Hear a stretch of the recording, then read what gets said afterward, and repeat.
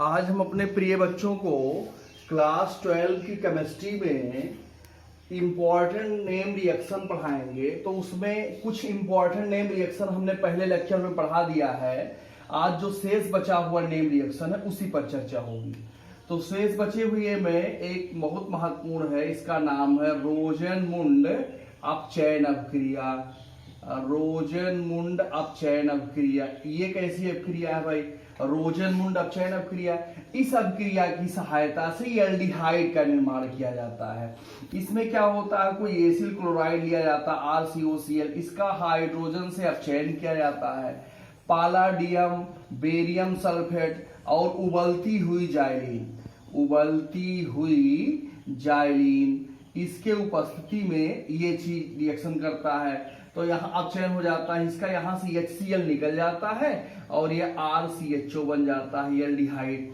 इसका एग्जाम्पल है जैसे CH3COCl प्लस हाइड्रोजन येरो पालाडियम बेरियम सल्फेट उबलती हुई जाइलीन ये आपका बन जाता है, HCl निकल गया और ये बन गया आपका CH3CHO, ये बन गया। इसी प्रकार से कोई एरोमेटिक एग्जाम्पल ले लिया जाए, C6H5COCl बेंजाइल क्लोराइड ले लिया गया, इसका हाइड्रोजन से अपक्रिया कराया गया। यहाँ वही कैटालिस्ट रहेगा पालाडियम बेरियम सल्फेट, यहाँ उबलती हुई जाइलीन हो गई ये। अब इसके साथ जब रिएक्शन कराए तो ये आपका हो गया C6CH5 और आपका CHO हो गया C6,5CHO, HCl यहाँ निकल गया, ये हो गया। ये आपका बेंजल्डिहाइड इसको कहते हैं, बेंजल्डिहाइड। इस प्रकार एल्डिहाइड बनाने की यह एक प्रमुख विधि है, इसका नाम रोजनमुंड अपचयन अभिक्रिया है। अब हम दूसरे अभिक्रिया पर चर्चा करते हैं। ये दूसरा नेम रिएक्शन है बायोरेट परीक्षण या यूरिया का बायोरेट परीक्षण कहलाता है। इसमें क्या किया जाता है, यूरिया लिया जाता है NH2CONH2, ये यूरिया का फार्मूला है। 2 मॉलिक्यूल लेते हैं, इस प्रकार ऐसे लिखते हैं NaHNH2। जब इसको हम धीरे धीरे गर्म करते हैं तो धीरे धीरे गर्म करने पर लगभग 132 डिग्री सेंटीग्रेड पर गर्म करने पर यहाँ से अमोनिया निकलता है, ऐसे ये अमोनिया निकल गया। और प्लस जो है जो बनता है NH2CONH2। अब इसमें हम क्या करते हैं, कुछ बूंद NaOH और कुछ बूंद जो है कॉपर सल्फेट इसमें डालते हैं। तो डालने पर अगर बैगनी कलर आता है, वॉयलेट कलर आता है, बैगनी कलर आता है, तो हम ये जान जाते हैं कि बना हुआ जो पदार्थ है ये बायोरेट है, ये बायोरेट बन चुका है। इस प्रकार से यूरिया के टेस्ट का ये बायोरेट परीक्षण कहलाता है। अब इसके बाद हम नेक्स्ट रिएक्शन पर चर्चा करेंगे। नेक्स्ट रिएक्शन है ओजोनोलाइसिस, ओजोनीकरण। इस अभिक्रिया की सहायता से एल्डिहाइड या कीटोन बनाए जाते हैं। इसमें क्या होता है, जब कोई एल्कीन जैसे ये CH2 डबल बॉन्ड CH2 है और ये जो है ओजोन से रिएक्शन करता है presence of CCl4 carbon tetrachloride की उपस्थिति में या क्लोरोफॉर्म की उपस्थिति में, तो ये इसमें जुड़ करके इस प्रकार हो जाता है CH2OCH2 ओजोनाइड बनाता है, ये ऐसे बन जाता है। फिर इसको हम क्या करते हैं, जिंक और H2O की उपस्थिति में जब गर्म करते हैं तो यहाँ से ये चीज हो जाता है। इसमें ट्रिक काम करती है TRIC के ट्रिक काम करती है ओलो ओलो निकलो, ओलो ओलो निकलो। इसका क्या अभिप्राय है भाई, ओलो ओलो निकलो का मतलब ओ मीन्स ऑक्सीजन, लो मीन्स लीजिए, ओ मीन्स ऑक्सीजन, लो मीन्स लीजिए, यानी ऑक्सीजन लीजिए और निकल लीजिए। अब यहाँ हम ये देख रहे हैं ये गामा सिंबल जो बनाया गया है अपने समझने के लिए है। तो इसका मतलब ये ऑक्सीजन इसके साथ चला जाता है, H2O2 हो जाता है, ये ऑक्सीजन इसके साथ चला जाएगा, ये ऑक्सीजन इसके साथ चला जाएगा, तो प्लस यहाँ 2 मॉलिक्यूल CH2O बन जाएंगे। ये फॉर्मल्डिहाइड का फार्मूला है, फॉर्मल्डिहाइड। चाहे हम ऐसे लिखे CH2O, चाहे HCHO लिखे ऐसे या करके, या HCHO लिखे ऐसे 2 मॉलिक्यूल चाहे। तो ये इस प्रकार से जो है ये हमारा ओजोनीकरण है। और कोई एग्जाम्पल ले लेते हैं, जैसे हमारा ये CH3 है और single bond CH double bond CH2 है, ये हो गया। अब इसमें जो है हम इसको जब ओजोन से रिएक्शन कराएंगे तो यहाँ जहाँ डबल बॉन्ड कार्बन कार्बन के बीच में दिखाई दे रहा है यहीं जाकर के जुड़ जाएगा।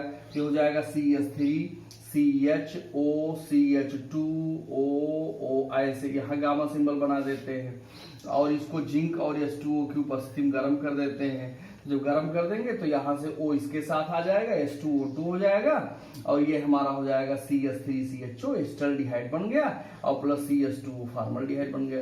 अच्छा, आप कोई ब्रांच वाला अगर मान लिया ले लेते हैं तो ब्रांच वाला ले लेने पर ये हमें कीटोन प्राप्त होगा। इसमें ये देखते हैं कोई ब्रांच वाला एल्कीन लेते हैं तो हमें देखते हैं क्या प्राप्त होता है। अभी तक तो हमने एल्डिहाइड प्राप्त किया है इसकी सहायता से।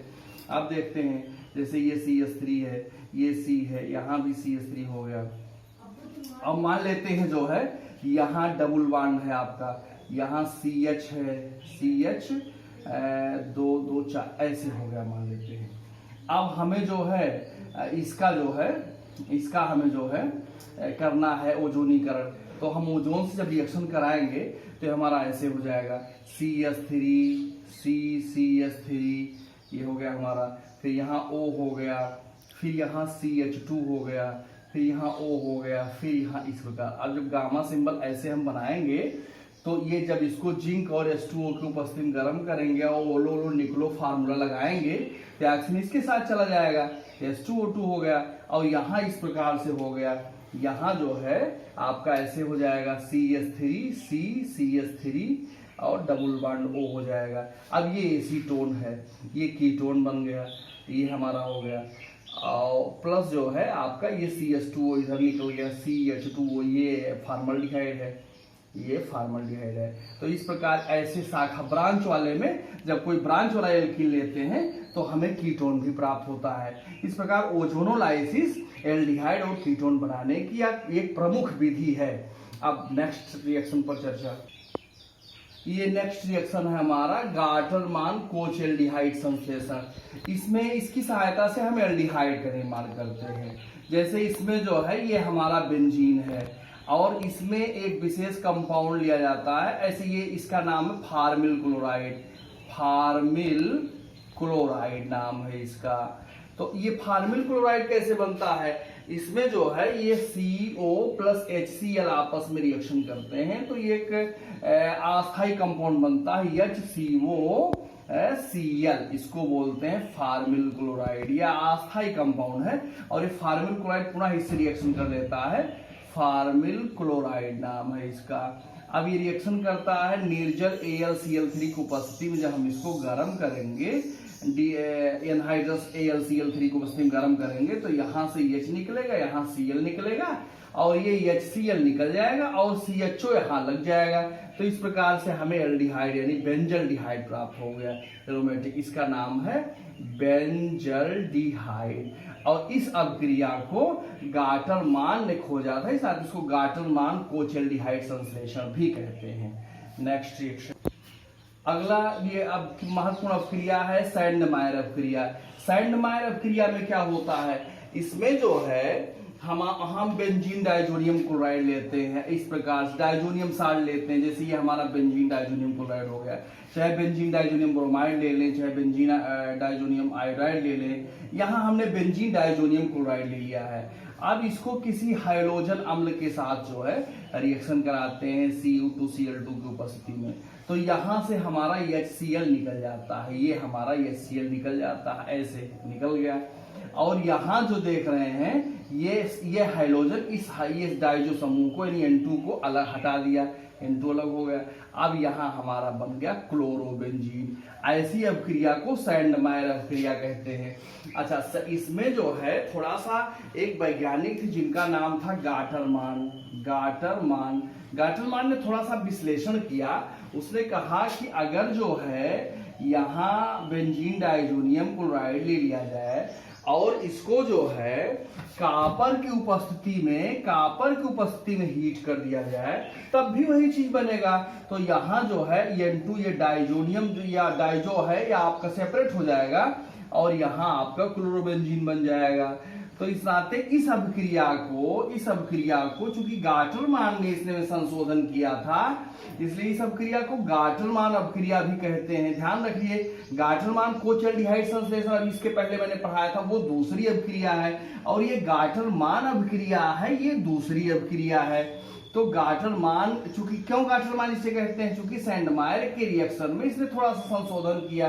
सैंडमायर ने कहा था कि कोई डाइजोनियम साल्ट ले लीजिए, जैसे बेंजीन डाइजोनियम क्लोराइड ले लिया गया, इसका किसी हाइड्रोजन अम्ल के साथ अपक्रिया कराया जाए प्रेजेंस ऑफ Cu2Cl2 की उपस्थिति में, तो तब जाकर के यहाँ ये क्लोरोबेंजीन आपका बना, डाइजो अलग हुआ। लेकिन इसने कहा कि अगर यही चीज कापर की उपस्थिति में संपन्न करा दिया जाए, गर्म कर दिया जाए बिना इसके लिए, तो और बिना इसके हाइड्रोजन अम्ल के लिए, तब भी वही चीज बनेगी। तो इस नाते इस अपक्रिया को गाटरमान अपक्रिया कहा जाता है। एक दूसरा एग्जाम्पल इसी में है आपका, ये आपका है C6, या ऐसे कर लिया जाए, ऐसे, ये आपका बेंजीन डाइजोनियम क्लोराइड है। अब बेंजीन डाइजोनियम क्लोराइड का केसीएन के साथ अपक्रिया करा दिया जाए, केसीएन के साथ अपक्रिया करा दिया जाए कापर की उपस्थिति में, तो क्या हो जाएगा, यहां से केसीएल निकल जाता है आपका, ये केसीएल निकल गया, ये N2 अलग हो गया, और ये आपका Cn इस पर जाकर के लग गया, ये Cn इस पर जाकर के लग गया। ये Cn लगने से इसका नाम हो गया फेनिल साइनाइड। क्या नाम हो गया इसका? फेनिल साइनाइड, फेनिल साइनाइड इसका नाम है ये। तो इस अपक्रिया को हम गाटरमान अपक्रिया भी कहते हैं। ऊपर वाली अपक्रिया सैंडमायर अपक्रिया कहलाती है। नेक्स्ट रिएक्शन, नेक्स्ट अपक्रिया है, ये भी बहुत महत्वपूर्ण अपक्रिया है, इसका नाम है कोल्बे अपक्रिया। इस अपक्रिया में क्या किया जाता है, इसमें फिनाल लेते हैं, यहाँ ही शुरुआत किया जाता है, इसमें फिनाल लेते हैं, इसका कार्बन डाइऑक्साइड के साथ अपक्रिया कराते हैं प्रेजेंस ऑफ NaOH।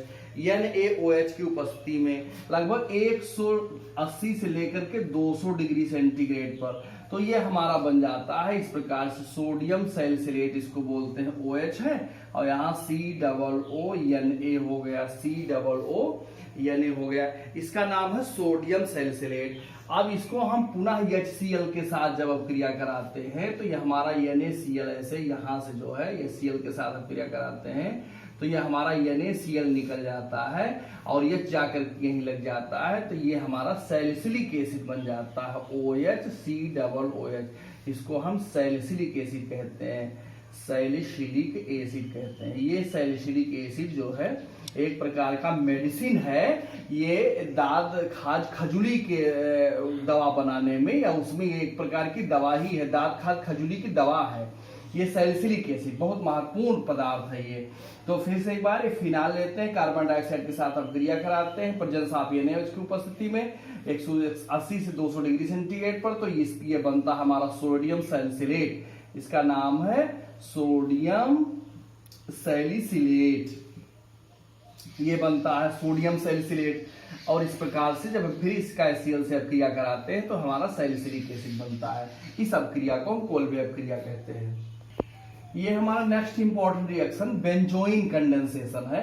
इसमें क्या होता है, इसमें बेंजल्डिहाइड के मॉलिक्यूल जो है इस प्रकार से आपस में कंडेंस हो जाते हैं। इसमें alcoholic ALC alcoholic potassium cyanide जो है, ये एक potassium cyanide, alcoholic potassium cyanide को उपस्थिति में गर्म करते हैं, तो इस प्रकार से ये मॉलिक्यूल्स आपस में जुड़ जाते हैं, ऐसा हो जाता है। देखिए यहाँ 2 रिंग हम बना देते हैं, और यहाँ जो है CHOH और CO, ऐसे इस प्रकार से आपस में फ्यूज हो जाते हैं रिंग, इसको हम बेंजोइन कहते हैं, बेंजोइन। इसी बेंजोइन के बनने के नाते इस अपक्रिया का नाम बेंजोइन कंडेंसेशन रखा गया है।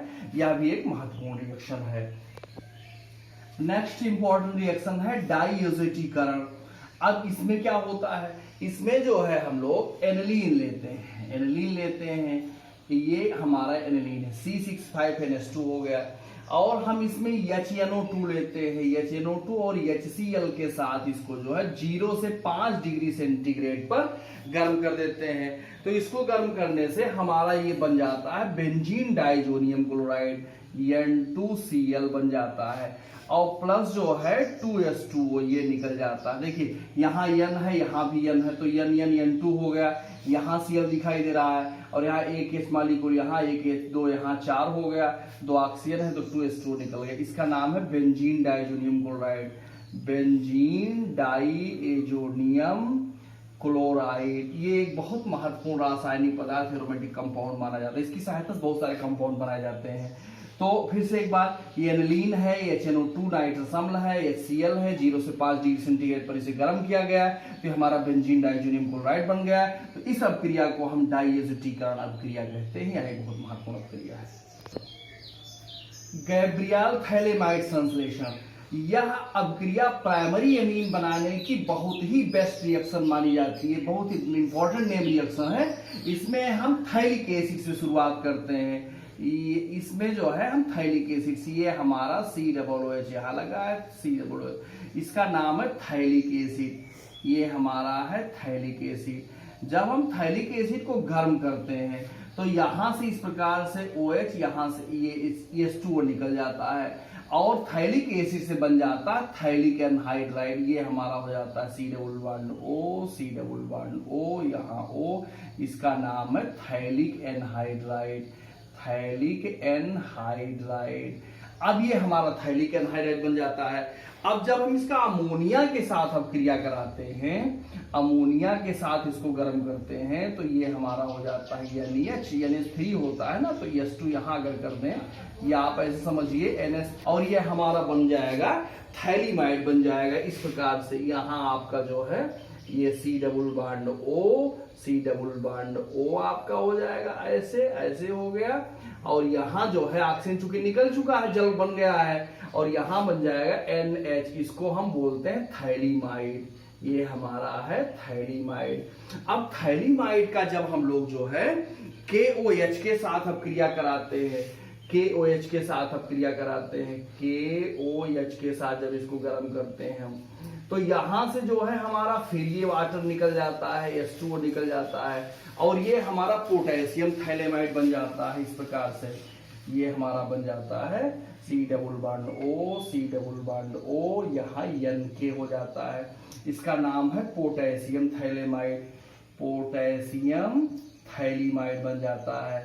अब पोटेशियम थैलीमाइड बनने के बाद हम इसका एल्किल हैलाइड से अपक्रिया कराते हैं, एल्किल हैलाइड से RX से अपक्रिया कराते हैं। तो RX से जब अपक्रिया कराएंगे तो ये हमारा KX जो है पोटेशियम हैलाइड निकल जाता है और एल्किल थैलेमाइड बन जाता है, ये हमारा ये इस प्रकार से C डबल बॉन्ड O, और यहाँ N हो गया, यहाँ R हो गया, ये हमारा बन जाता है, इसका नाम है एल्किल थैलेमाइड। अब जब एल्किल थैलेमाइड का जल अपघटन करा देते हैं, हम जल अपघटन कराते हैं 2 मॉलिक्यूल लेकर के, तो ये हमारा RNH2 ये बन जाता है, ये हमारा प्राइमरी एमीन यहाँ जाकर के हमें प्राप्त होता है, शुद्ध प्राइमरी एमीन, और पुनः थाइलिक एसिड बन जाता है इस प्रकार। जहाँ शुरुआत किए थे C double bond O OH हो गया, यहाँ OH है ना, और यहाँ C double bond O OH हो गया, इसका नाम है थाइलिक एसिड, थाइलिक एसिड नाम है इसका, ये बन गया पुनः जो है थैलिक एसिड बन गया। तो इस प्रकार से एक बार पुनः इसको देख लिया जाए। यहाँ जो है हम ये थैलिक एसिड हमारा है, थैलिक एसिड शुरुआत करते हैं। यहाँ गैब्रियल थैलेमाइड संश्लेषण जो है प्राइमरी एमीन, शुद्ध प्राइमरी एमीन बनाने की एक बहुत इंपॉर्टेंट, बहुत प्रमुख विधि है। इसको में थैलिक एसिड शुरुआत करते हैं, थैलिक एसिड को जब गर्म करते हैं थैलिक एनहाइड्राइड बनता है, फिर इसका अमोनिया से अपक्रिया कराते हैं, वाटर निकल जाता है, तो ये थैलीमाइड बन जाता है। थैलीमाइड का पुनः KOH के साथ पोटेशियम हाइड्रोक्साइड के साथ अपक्रिया कराते हैं, ये पोटेशियम थैलीमाइड बनता है। पोटेशियम थैलीमाइड का एल्किल हैलाइड से अपक्रिया कराते हैं तो पोटेशियम हैलाइड बाहर निकल जाता है और ये हमारा एल्किल थैलेमाइड बन जाता है। एल्किल थैलेमाइड का फिर जल अपघटन कराते हैं तो हमें थैलिक एसिड प्राप्त हो जाता है और शुद्ध प्राइमरी एमीन प्राप्त हो जाता है, जिसको हम प्राप्त करना चाह रहे थे। इस प्रकार ये शुद्ध प्राइमरी एमीन प्राप्त करने की एक प्रमुख विधि है। नेक्स्ट इंपॉर्टेंट अपक्रिया है इटार्ड अपक्रिया।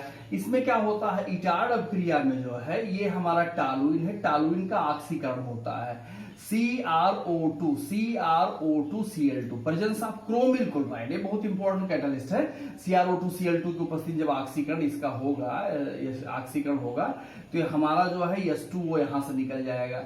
ये 2 मॉलिक्यूल ऑक्सीजन ले लेते हैं तो यहाँ से हमारा H2O निकल जाएगा, ये H2O निकल जाएगा और बेंजल्डिहाइड बन जाएगा। ये हमारा CHO, इसका नाम है बेंजल्डिहाइड, इसका नाम है ऐसे बेंजल्डिहाइड, ये हमारा है बेंजल्डिहाइड। यानी टालुइन के ऑक्सीकरण से क्रोमिल क्लोराइड की उपस्थिति में बेंजल्डिहाइड का बनना इटार्ड अपक्रिया कहलाता है। ये बहुत इंपॉर्टेंट अपक्रिया है। इसके बाद नेक्स्ट नेक्स्ट अपक्रिया क्लेमेंसन अपचयन अपक्रिया। इस अपक्रिया में क्या होता है, एल्डिहाइड और कीटोन का अपचयन करके एल्केन प्राप्त किया जाता है। जैसे ये हमारा है RC डबल बॉन्ड, ये हमारा कीटोन है, 4 मॉलिक्यूल हाइड्रोजन लेकर के इसका अपचयन कराएंगे जिंक अमलगम और कंसंट्रेट HCl की उपस्थिति।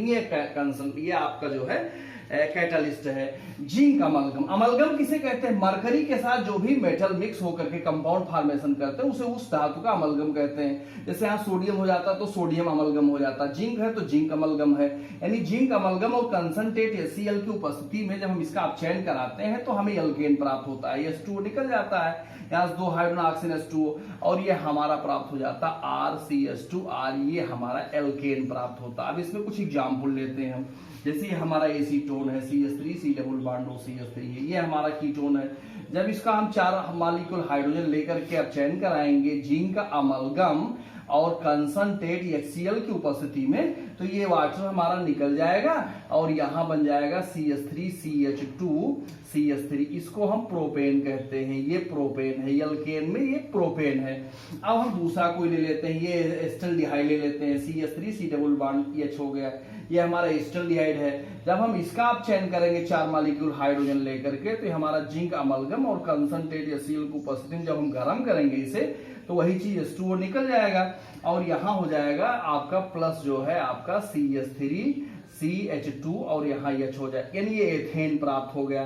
तो कुल मिलाकर के हम कह सकते हैं कि क्लेमेंसन अपचयन अपक्रिया जो है एल्केन बनाने की एक बहुत ही प्रमुख और महत्वपूर्ण विधि है। इसकी सहायता से हम एल्केन बनाते हैं। कैसे बनाते हैं, जब हम किसी कीटोन या एल्डिहाइड का अपचयन कराते हैं प्रेजेंस ऑफ जिंक अमलगम और कंसंट्रेट HCl की उपस्थिति में, तो हमें एल्केन प्राप्त होता है।